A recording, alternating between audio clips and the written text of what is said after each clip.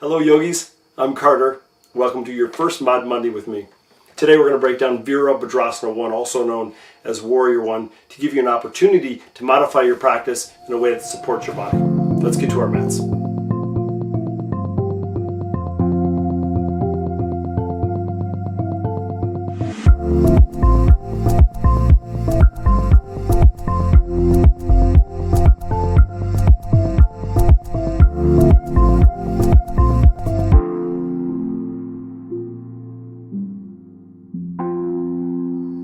Namaste yogis. Virabhadrasana I, Warrior I. A very popular asana. You're probably doing it a lot if you're doing any vinyasa or hatha practice.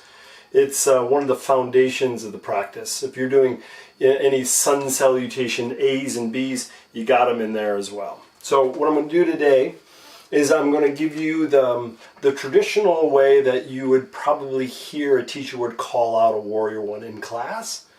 And I'm going to show you stepping back into Warrior I as well as stepping forward into Warrior I. I'm also going to break down the reasons why we do Warrior I. And then we're going to break down some modifications. And the modifications are going to go from like head to toe. So we'll talk about shoulders, we'll talk about lower back and hips, we'll talk about the knees, the Achilles tendon, the ankles and feet. So if you're having any issues with the body, you're in the right spot. So we're going to step, I'm going to show you, we're going to do this, I'm going to guide you through, I'm going to do stepping in, right side, left side, stepping up, right side, left side. And at the end of the modifications, I'm going to guide you through that as well so you can do a little bit of the practice of maybe the modification that you need. So let's do the first one here. So what we would normally say in class, if we move through a sun salutation, we'd come out of it after a forward fold. So from forward fold, we'll inhale, come halfway up, flatten and lengthen. Then you'll bend your knees enough to plant your hands. You're going to need to ground down here. So if you have to bend your knees a lot, by all means do that. You're going to step your right foot back. Now the first adjustment, it's not even a modification, it's an adjustment that I would suggest that you look at.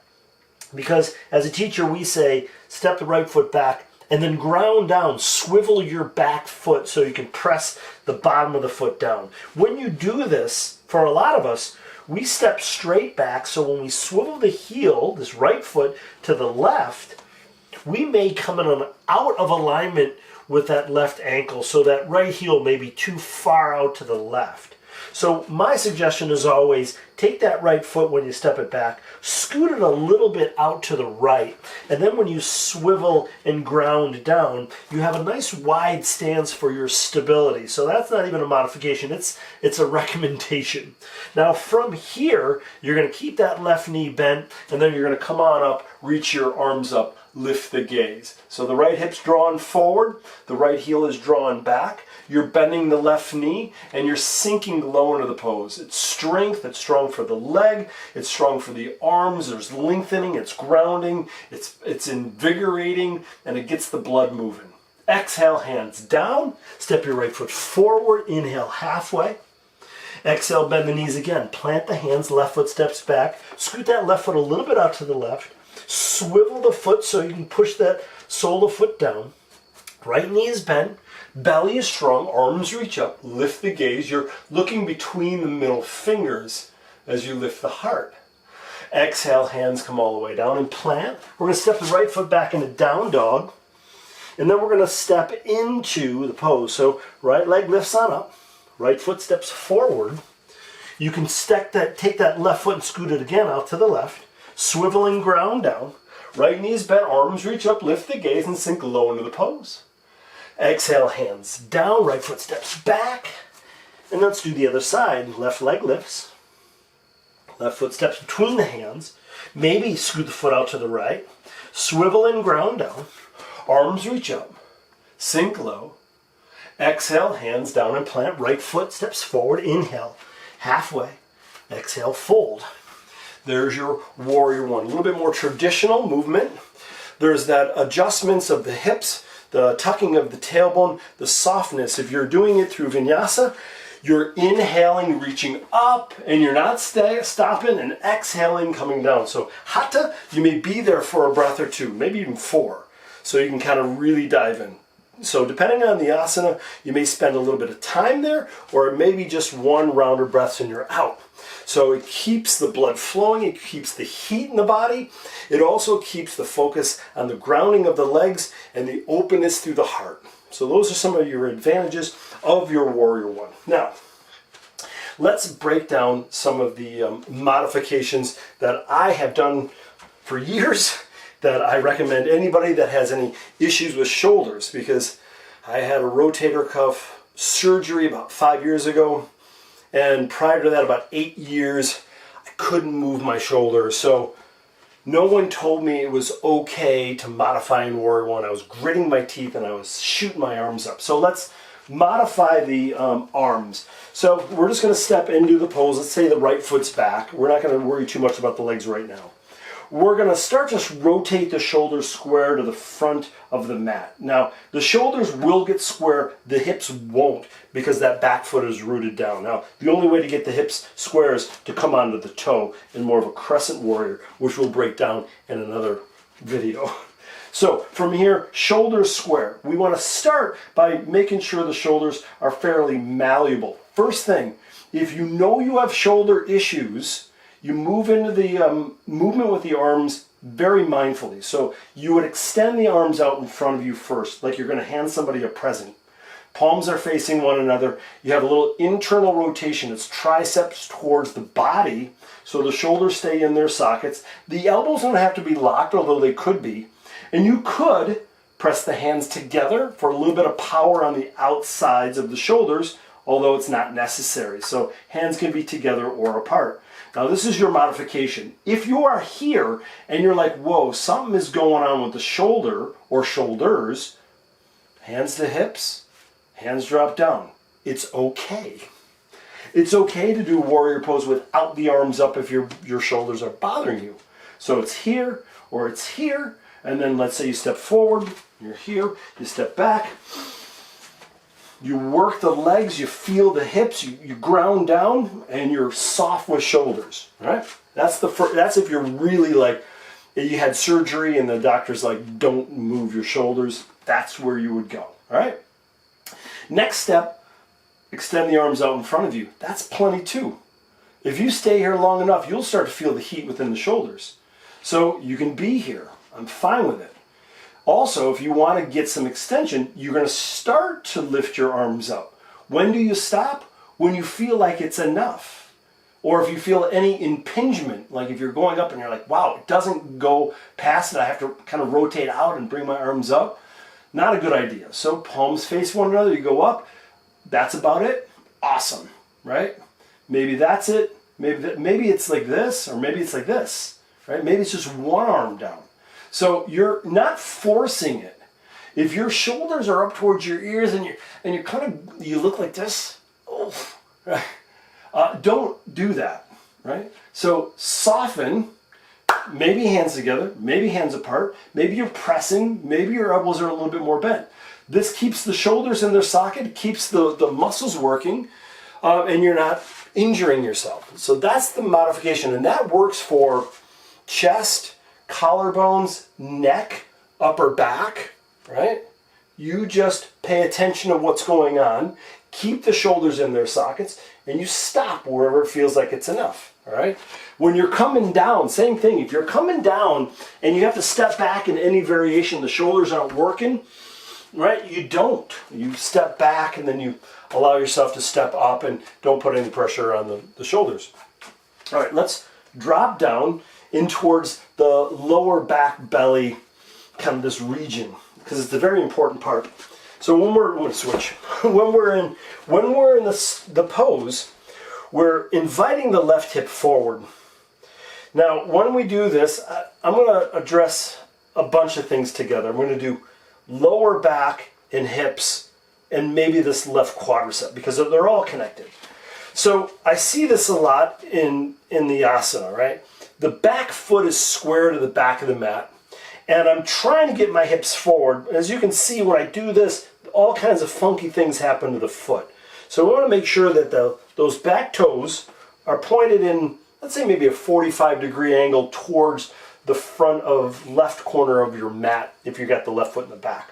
We'll address ankle here in a few minutes if that's not working for you.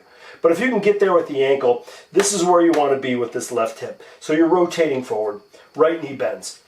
Now, a lot of our asana gets to this point where my hip flexor is tight, my core is not too tight, it's not very strong, and so I get this, I'm over-exaggerating, but it happens, right? I see this a lot. This is great for Instagram and great for a chiropractor because he's going to get a lot of work. It's not so good, right? So what I want to do is I want to take the ribs and I want to take the lower back of the pelvis and we're going to rotate it forward to take a little bit of the curvature out of the back, right? So if you're feeling fatigue or injury or any of these things, you want to make sure the belly is engaged to support the lower back, right? So if you're feeling stress and tension, that's the adjustment. Tuck the tailbone, draw the belly in, support the lower back. Now, let's move down towards the knees. So talking about that back foot, if it's square to the back of the mat and you try to draw that left hip forward, you're going to automatically have a little bit of problem with that left knee because that hip won't come forward and you may be pulling the groin or the IT band into the knee, and that's a problem. So as I do this, if you look at my back foot, it wants to rotate back and out, right? So, and the problem is these mats are like also called sticky mats. If you do this and you really jam forward, that back knee is going to get a lot of torque, right? So onto the ball of the foot, heel pushes back. Now, as we tuck our tailbone, we'll feel it in that quadricep, right? So we're really careful with that knee. That back knee modification, bent or straight. As you feel that bend or straightening, you may start to feel it in the calf, the Achilles tendon, the foot, and the arch, maybe even outside of the foot, right? So how much you bend that back knee is going to give you the different sensation in that calf. Let's take a look at the front knee now. Now, when I bend that right knee, the right quadriceps is going to engage. That's one of the benefits. They're going to give some strong quadriceps, create a lot of heat. If I feel like I'm really getting into pose, I may bend a little bit more. And when I bend more, my knee may pass my ankle. There's a lot of stress and tension on that tendon there. So I want to either bend less or scoot that left or that front foot forward. So I'm either stacking right on top of the ankle or I'm doing a little less. And if you have any issues with that right knee, guess what you do? You don't bend as much. This is a warrior one right here. Got no problem with it. This is also a warrior one. This is a little harder, right? A little bit more on the quadricep. But harder doesn't mean like you're a better person.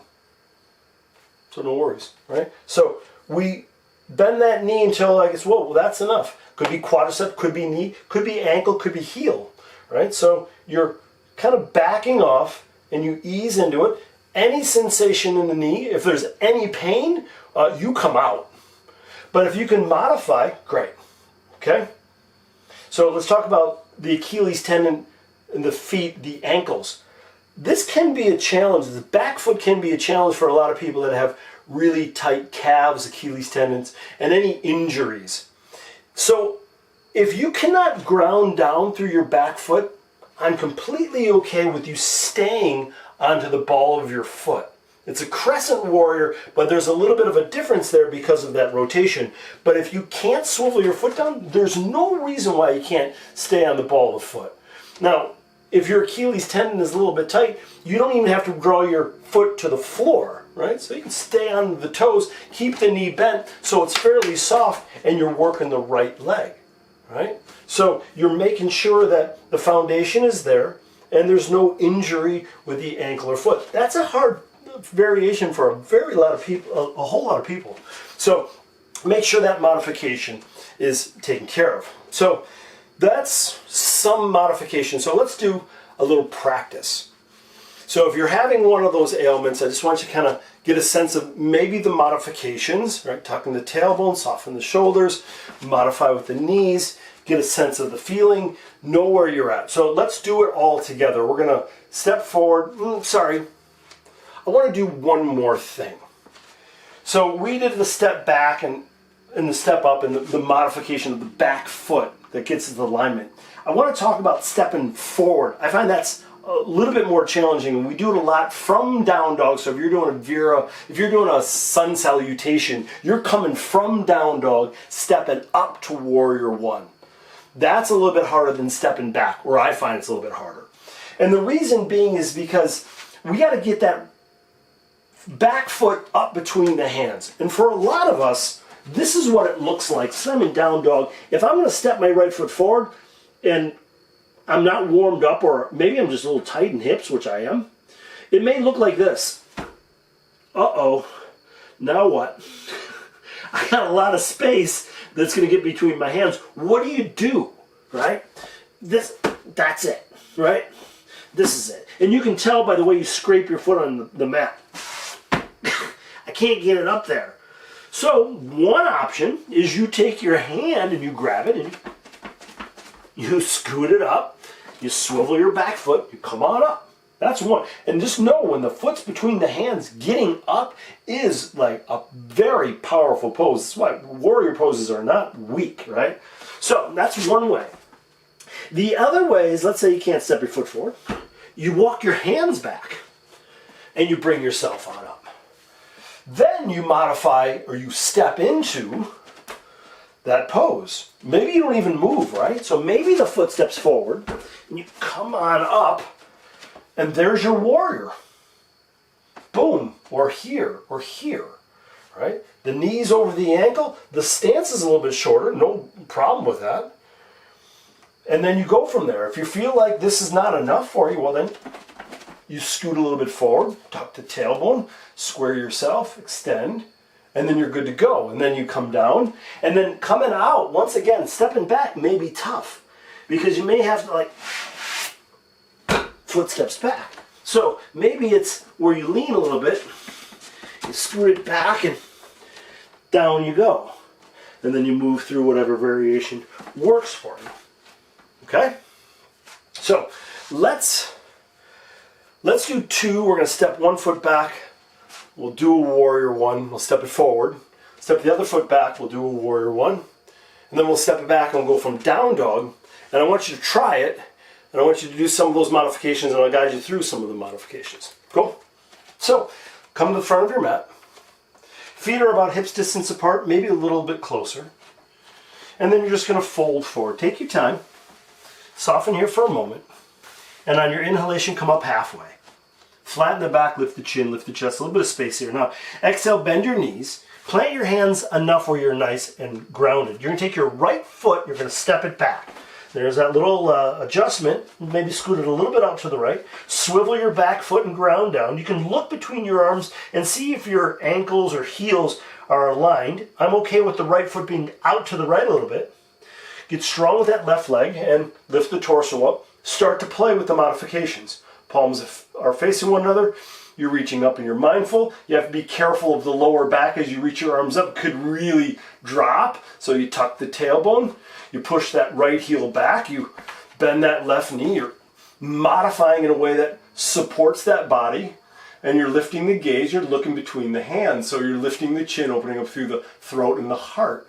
Exhale, hands come down and plant. Right foot steps forward. Inhale, come halfway up. Let's do the other side. Bend the knees, plant the hands, left foot steps back. Maybe scoot it a little out to the left. Swivel your back foot. Check out the stance. Left toes are at a 45-degree angle. Bend that right knee. Lift the torso on up. Check it out. So if it's a shoulder modification, you'll know because you already did one side. But you may be able to do something on one hip, but not on the other. So you may have to modify on one side. Completely okay. Right? So maybe you broke your ankle a couple years ago and you can't do that. So you either unswivel the foot, allow yourself to settle in. You don't even have to push the heel to the floor. You can keep it off the ground a bit. All right? Exhale, hands down, right foot steps back. Let's lift the hips, down dog. Let's take care of that left side. So left leg lifts. Now here's your chance. Bring that left knee towards the belly, chest. Right foot steps forward. If you need to, grab it, step it forward. If it doesn't go between the hands, okay. Swivel your back foot, Arms reach up, lift the gaze, lift the chin, chest, modify. Move those feet around. Exhale, hands down. Left foot steps back, down dog. Here's your modification for stepping forward. This is blocks. Sorry, I should have, it's like a surprise modification. So to help you step forward, you can bring blocks on in between the hands. Lift your right foot up. Now right foot steps between the hands, and you can see how easy it is to step forward with the hands on the block. It's awesome, right? You can even go higher. So let me show you that again. So from down dog, you just come forward because you're so far away. Boom. Swivel that back foot. Arms reach up. Modify if you need to. The shoulders in their socket. Ribs and belly drawing in, pushing through the outside of the foot. You're bending that right knee. You're adjusting the stance in a way that supports you. And then exhale, hands down. Let's take that left foot forward. Inhale halfway up. Exhale, fold, tuck the chin. Slowly bring yourself on up. So there's a little bit of surprise with the blocks because I just thought of it. But the idea with the blocks would be a really nice way of stepping the foot forward. And it's really nice. You can also do a little bit of modification, maybe coming onto your fingertips that gives you a little bit of space as you step forward. All right. So practice easing in and out of pose. Make sure you modify in a way that supports your body and take care of your practice. Don't ever be yogi bullied into doing an asana or a posture that doesn't work for your body. I'll see you next Monday, or maybe practice with you this week. Namaste. Peace. Thanks for joining me on my first Mod Monday. If you enjoyed the practice, give me a thumbs up. If you have any questions, comments, or concerns, please leave it in the comment section below, and make sure you subscribe to my channel to keep updated on the latest content. Join me next Monday for Warrior 2, Virabhadrasana 2. See you on your mat. Peace.